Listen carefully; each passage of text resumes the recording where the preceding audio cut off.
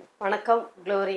சட்டமன்றத்தில் ரீசெண்டாக நாம் கொத்து பரோட்டா போடப்பட வேண்டியவர் யாருன்னு பார்த்தீங்கன்னா மரிய வில்சன் அப்படிங்கிற ஒரு கிறிஸ்தவத்தை கிறிஸ்தவமாக தன்னை காட்டி கிறிஸ்தவராக காட்டி கிறிஸ்தவத்தை காலில் போட்டு நசுக்கக்கூடிய ஒரு போலி கிறிஸ்தவர்னு கூட வச்சுக்கலாம். ஏன்னா அப்படிதான் அவருடைய கடந்த கால வாழ்க்கையில் காணொளியில் பார்க்கும்போது அவர் வந்து பிசாசு சாத்தா என்னென்ன வேலை செய்யுமோ அதை தான் செஞ்சுருக்காரு. அவருடைய தமிழ் கொஞ்சம் ஆங்கிலம் கலந்தும் உங்களுக்கொசரம் நான் பேச முடியாது, எங்களுக்கொசரம் நான் மாற்ற முடியாது அப்படின்னு சொல்கிறதெல்லாம் பார்க்கும்போது அதை இன்னொருத்தர் வந்து தமிழ்நாட்டில் கொஞ்சம் தமிழில் பேசுங்க அப்படின்னு ஒரு அறிவுரை மாதிரி சொல்லிட்டாரு. இவருக்கு வந்து ரோசம் பொத்துக்கிட்டு வந்துடுச்சு. உங்களுக்கொசரம் மாத்திரம் மரிய வில்சன் அவர்கள்ட்ட நாம் கேட்குறது, நீங்கள் திமுகக்கொசரம் உங்களை மாற்றிக்க முடியாது தான், தாவேக்காக்கொசரமும் உங்களை மாற்றிக்க முடியாது தான், அதிமுகக்கொசரமும் உங்களை மாற்றிக்க முடியாது, ஆனால் எங்களுக்கொசரம் உங்களை மாற்றி தான் ஆகணும். இல்லைன்னா தூக்கி எங்கேயோ நாங்கள் தூக்கி தூர வீசிடுவோம். அரசியல்னு வந்துட்டா சரியான அரசியலில் களமாடலைன்னா, எங்களுக்கொசரம் நீங்கள் நல்லவனாக மாறலைன்னா அப்புறம் வந்து அதிமுகவுக்கு என்ன நிலைமையோ அது தாவேக்காவுக்கு கூடிய சீக்கிரத்தில் வந்துடும் அப்படிங்கிறது தான் நம்முடைய அதாவது தீவிர கருத்து. இவர் என்ன சொல்கிறாருன்னா, தமிழ் மொழி வந்து சிறப்பானதாக இருந்தாலும் என்னுடைய வேதாகமும் என்ன சொல்லுதுன்னா அன்பு, அமைதி, இரக்கத்தை சொல்லுது. அதை விட தமிழ் மொழி எனக்கு எதையும் போதித்திடாது அப்படின்னு சொல்கிறாரு. இதில் நான் 2 விஷயமா சொல்லணும்னு நினைக்கிறேன். ஒன்று, மதங்கிறது மொழி கிடையாது.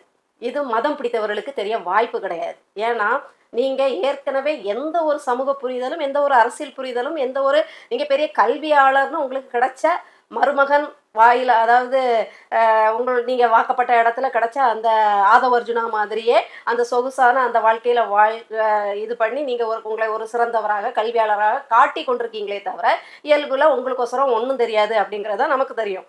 அப்போது உங்களுக்கு இதுவே தெரியாதப்ப இது தெரிய வாய்ப்பு இல்லை.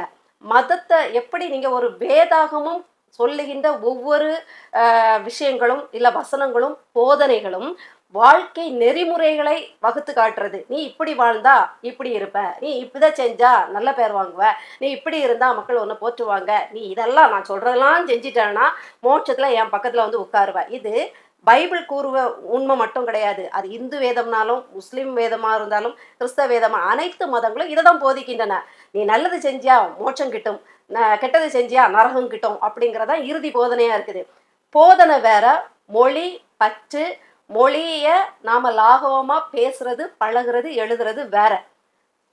கிறிஸ்தவங்கிறது இன்னும் சொல்ல போனால் அது நம்ம நாட்டில் தோன்றிய மதம் கூட கிடையாது, பரவிய மதம் தான். அது உண்மையான மதமோ பொய்யான மதமோ, நானும் ஒரு கிறிஸ்தவ தான், எனக்கு அதில் அதீத நம்பிக்கை இருக்குது.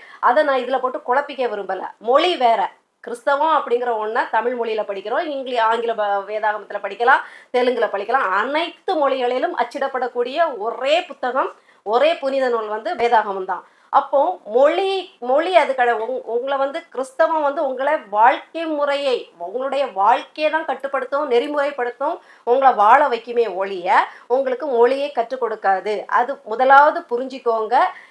ஏன் நாங்கள் இன்னும் உங்களை தவிட்டு தற்கொலை அப்படிங்கலாம் சொல்கிறோம்னா, நீங்கள் இன்னும் அதே மாதிரி இருக்கிறதுனால தான். இன்னொன்று எனக்கு என்னன்னா, நீங்கள்லாம் எந்த மூஞ்ச வச்சுக்கிட்டு வேதாகமத்தை சட்டசபையில் பேசுகிறீங்க? உங்களுக்கு அந்த தகுதியெல்லாம் இருக்குதா? அதாவது உண்மைதான், அது அன்பை தான் போதிக்குது, இரக்கத்தை போதிக்குது, அமைதியை போதிக்குது. ஆனால் இதை நீங்கள் உங்கள் வாழ்க்கையில் நீங்கள் கடைப்பிடிச்சிருக்கீங்களா? இதே வேதாகமும் உங்களை அடிக்க கற்றுக் கொடுத்துச்சா? கத்துறதுக்கு கற்றுக் கொடுத்துச்சா? கெட்ட வார்த்தை பேச கற்றுக் கொடுத்துச்சா? சொந்த சகோதரன் வீட்டில் போய் வீடேறி போய் அடின்னு அடித்து பெண்கள் கூட பார்க்காம அவங்க கதற அடிக்க கை ஓங்கிட்டு அடிக்கிறதுக்கு இதே வேதாகமும் கற்றுக் கொடுத்துச்சா? நீங்கள்லாம் எதுக்கு இப்படி சாத்தான் வேதம் ஓதுன மாதிரி வசனங்களை போட்டு நீங்கள் உங்கள் எச்ச வாயால் பேசி இப்படி நாசமாக்குறீங்க? அதுவும் மாண்புமிகு சட்டசபையில் இப்படி உங்களை நல்லவன் போலலாம் காட்டிக்க வேண்டிய அவசியமே இல்லை. நீங்கள் எவ்வளோ கேடு கட்டவங்கிறத காணொலியே காட்டி கொடுக்குறது, ஆதாரமே இருக்குது, அதிகாரப்பூர்வமாக ஆதாரம் நிரூபணமே இறஞ்சி போய் கிடக்குது. உங்களை வந்து அதே மாதிரி வேத வசனங்களெல்லாம் நிறைய சொல்லுது, நல்லவன் பக்கம் சேரு, இந்த கவர்ச்சி களியாட்டத்துக்கு பின்னாடி போகாதுன்னு சொல்லுது. நீங்கள் எந்த கட்சியில் போயிருக்கீங்க? கவர்ச்சி களியாட்டம் பண்ணுற கட்சிக்குள்ளே போய் சேர்ந்துருக்கீங்க. தீங்கு செய்யும்படி பெரும்பான்மையோர் பக்கம் நில்லாதேன்னு சொல்லுது. தீங்கு செய்கின்ற ஒரு பெருங்கூட்டத்தில் போய் சேர்ந்துக்கிட்டு அங்கே போய் நின்று அமைச்சராகி பீலா விட்டுட்டு இருக்கீங்க. அதே மாதிரி சொந்த சகோதரன்ட்ட சொத்து சண்டை வாக்கிய வரப்பு சண்டை போடாத, நீ அவனையே உன்னால நேசிக்க முடியலைன்னா உலகத்தை உன்னால நேசிக்க முடியாதுன்னு சொல்லுது. சொந்த சகோதரன் வீட்டுல ஏறி போய், சொந்த சகோதரனோ ஒண்ணு விட்ட சகோதரனோ, ஒரு சகோதரன் வீட்டுல போய் உங்க உறவுக்காரங்க வீட்டுல போய் ஏதோ ஒரு காரணத்துக்காக கட்ட பஞ்சாயத்து காசு காரணத்துக்காக அடிச்சு துவைச்சி அன்பே இல்லாம அதே வேதம் சொன்ன அன்பு இப்ப எங்க போச்சு வம்பு பண்ணிட்டு வந்த நீங்க எப்படி இந்த சமூகத்தை, இந்த தமிழ்நாட்டு மக்களை நேசிக்க முடியும்? அப்ப அது போலியா தானே இருக்கும். பணத்தாசை கூடாதுன்னு சொல்லியிருக்கு. உங்க கல்லூரியில பணம் கட்டாம எத்தனை ஏழைகளுக்கு நீங்க இலவசமா உங்களுடைய மாமனார் உங்களுக்கு வகுத்து கொடுத்த கல்லூரியில நீங்க படிக்க வச்சிருப்பீங்க? வருஷத்துக்கு ஒரு 10 ஏழைகளுக்கு இலவசமா கல்வி கொடுத்துருப்பீங்களா? 1-2 ஏழைகளுக்கு? இந்த திமுக அதிமுக மாதிரி கொள்ளை அடிச்ச பணத்துல பரிகாரத்துக்கு வருஷத்துக்கு ஒருத்தனுக்கு இலவச சீட்டு கொடுக்கும், மருத்துவ கல்லூரியில கொடுக்கும். அது பணக்காரனுக்கே சில நேரம் இலவச சீட்டு கொடுக்கும். ஃப்ரெண்டு பையனுக்கு, தெரிஞ்சவங்க பையன், சொந்தக்கார பையன், அவன் பெரிய பணக்காரனா இருந்தா கூட மருத்துவ கல்லூரியில கூட சீட்டு கொடுப்பாங்க. அதை பத்தி பேசல. சாப்பாட்டுக்கே வழி இல்லாத ஒரு ஏழை, ஒரு பழங்குடியின இனத்துல இருந்து இந்த போக்குவரத்து கூட அது ஹாஸ்டல்ல இருந்து தான் படிக்க முடியும் அப்படிங்கிற மாதிரி ஒரு என்ன சொல்றது, ஒரு 3 துணிக்கு மேல கூட அதுக்கு போட்டுக்க முடியாத சூழ்நிலை இன்னும் இருக்காங்க. மலைவாழ் மக்கள், பழங்குடியினர், ஆதிவாழ் மக்கள், குறவர் குடியில இப்படி நிறைய பேர் கஷ்டப்பட்டுட்டு இருக்காங்க. இவங்களுக்கெல்லாம் நீங்க கட்டணமே இல்லாம எவ்வளவு நீங்க சீட் கொடுத்தீங்க? இதான் நீங்க இதே வேதாகமும் ஏழைகளுக்கு இறங்க சொல்லியிருக்கு. ஏழைகளுக்கு நீ பணமே எதிர்பார்க்காம எல்லாம் செய்யணும்னு சொல்லியிருக்கு. எப்படி எத்தனை பேருக்கு செஞ்சீங்க? இப்படி எந்த வேதாகமத்தின் நெறிமுறைகளையும் கடைபிடிக்காத நீங்க உங்க அந்த அவலட்சமானமான வாயை கொண்டு தயவு செய்து ஒரு புனிதமான வசனத்தை பேசி அதை களங்கப்படுத்தாதீங்க. இப்படி போலி வேஷம் போட்டுக்கிட்டு தெரியாதீங்க. உங்க லட்சணம் உலகத்துக்கே தெரியும் அப்படிங்கிறதையும் இதுல நாம சொல்லிக்கிறோம். இதுக்கடையில அவர் ஒரு இதை சொல்லிட்டா விஜய் அவர்கள் சிரிச்சிட்டாராம். அது சிரிச்சிட்டாருப்பா. இவ்வளவு நாளும் ஆணி அடிச்ச மாதிரி உட்காந்துட்டு இருந்தாப்புல, வேயறஞ்சாப்புல உட்காந்துட்டு இருந்தாங்க. எல்லாரும் அதை ட்ரோல் மேல ட்ரோல் பண்ணி போட்ட உடனே இன்னைக்கு கொஞ்சம் சிரிக்கவும் கண்ணை சிமிட்டவும் பழகி இருக்காரு.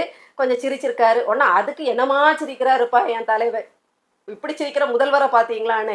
சிரிக்கிறதுக்கு எதுக்கு ஏன் முதல்வரை? அதுக்கு கில்லியிலேயும் பிகிலையும் அடிச்சுட்டு போனா போதுமே. எதுக்கு முதல்வர் நாற்காலியில உட்காந்துக்கிட்டு சிரிக்கிறதுக்கும் அழுறதுக்கும் உம்முன்னு இருக்கிறதுக்கும் கம்முன்னு இருக்கிறதுக்குமா?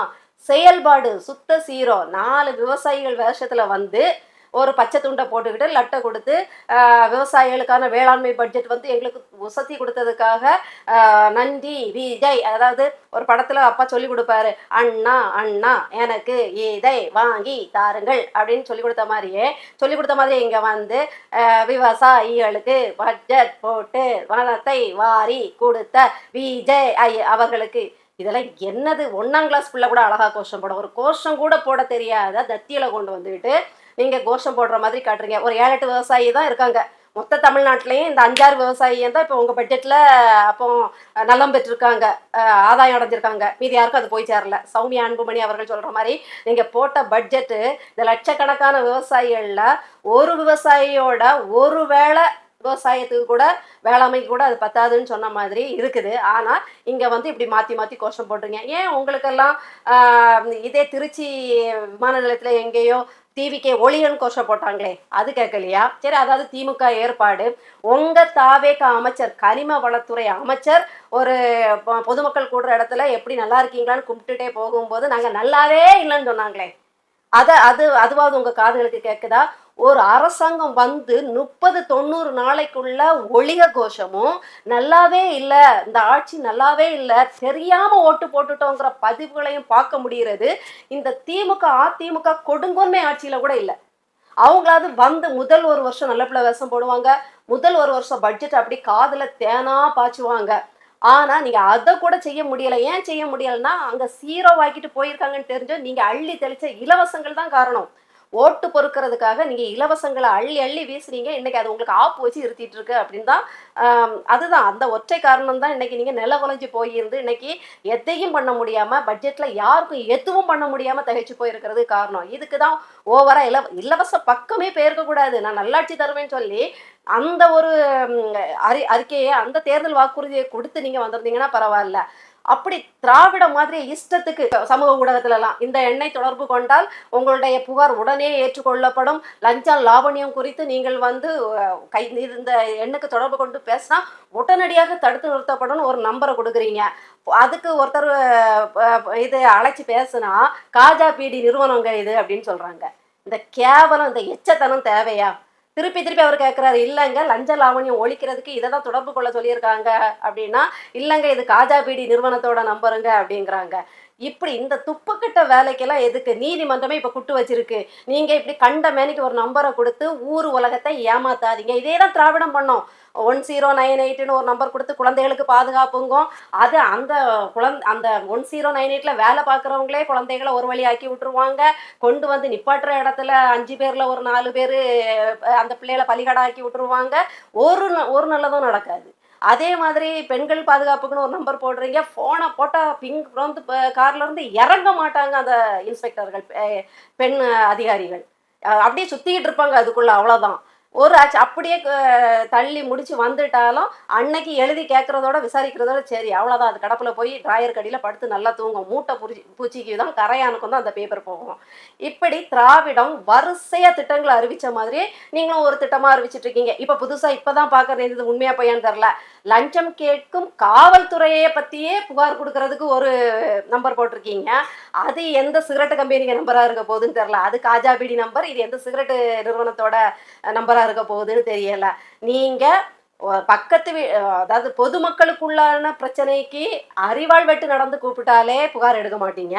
இதுக்கடையில் அதிகார வர்க்கம் ஏவல் துறை கேட்குற லஞ்ச லாவணியத்துக்கு புகார் கொடுத்தா நீங்க ரகசியம் பேணி நீங்க வந்து இது பண்ண போறீங்க. லஞ்சா விற்கிறவ சொன்னவனை வந்து அரெஸ்ட் பண்ணிட்டு போறீங்க. இல்ல அந்த சதிகார கும்பலுக்கு, அந்த கொள்ளக்கார கும்பலுக்கு, போத கும்பலுக்கு தகவலை கொடுத்து அவனை வந்து சராமரியா வெட்டிட்டு போறாங்க. இந்த லட்சணத்துல நீங்க இந்த திமுக திராவிடத்தனத்தெல்லாம் மிஞ்சி நிற்கிற தாவேக அரசு நீங்க இதெல்லாம் செஞ்சிட போறீங்க. இதை நாங்க நம்பியே ஆகணும். இப்படி நீங்க வரிசையா எது செஞ்சாலும் உங்களுக்கு வந்து அதே திராவிடத்தனம், அதே ஆரியத்தனம் தானே தவிர எதுவுமே புதுசா மக்கள் சேவைக்கானது எதுவுமே இல்லை.